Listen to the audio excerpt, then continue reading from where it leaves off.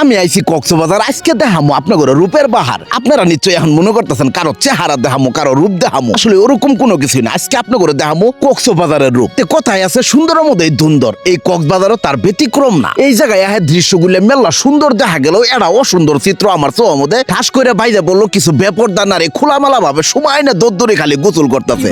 আসলে এটা কক্সবাজারের জন্য নতুন কিছু না, তবে আমার কাছে মনে হইলো আমরা জামালপুরবাসী বা অন্য জেলার মানুষ যারা গ্রাম অঞ্চলে বসবাস করি তারা এখনো মায়ের পেটের মধ্যে আছি, এখনো মেলা বালা আছি। শুধু এই জিনিসটা এলা খারাপ লাগছে, বাকি সবকিছুই বালা লাগছে। আমরা এই বীজের আশেপাশে নিছিলাম হোটেল, তারপর আমরা বেমা একটি মানুষ মিছিল হয়ে বীজের দিকে গোসল করার উদ্দেশ্যে, আনন্দ করার উদ্দেশ্যে, ঘোরাফেরার উদ্দেশ্যে বাইরে হইলাম। রওনা দেওয়ার পরে যখন সমুদ্র সৈকতের কাছাকাছি আইসি, হঠাৎ সাইনবোর্ডের মধ্যে লেখা দেখলাম বিশ্বের দীর্ঘতম সমুদ্র সৈকত। এটা দেখে যে কতটা আমার ভালো লাগলো যে আঙ্গুর বাংলাদেশের মধ্যে বিশ্বের দীর্ঘতম সমুদ্র সৈকত আছে। আসলে এটা সত্যি চোখ মুজে গর্বের বিষয়। এই কক্সবাজারে হাজারো আনন্দের পাশাপাশি একটা জিনিস দেখে মনটা স্তব্ধ হয়ে গেল। দেখেন একটা মানুষ কি সুন্দর নামাজ পড়তেছে। এই দৃশ্যটা এটাই প্রমাণ করে দিল যে কোনো অবস্থায় নামাজ পড়া দরকার। এই জায়গাটায় আইলে আর একটা জিনিস আপনারা দেখতে পাবেন, বিশাল বড় তাজিমান ঘোড়া জিল্লা আপনার করে নিয়ে বেড়ানোর জন্য আপনার করে ডাহাডাই করবার পা। এই কক্সবাজারের স্মরণীয় একটা চিত্র হইলো এই যে এই হোটেলটা। যারা যারা কক্সবাজার আহেন নাই তাগরে সই করলাম এই হোটেলটা বাজে।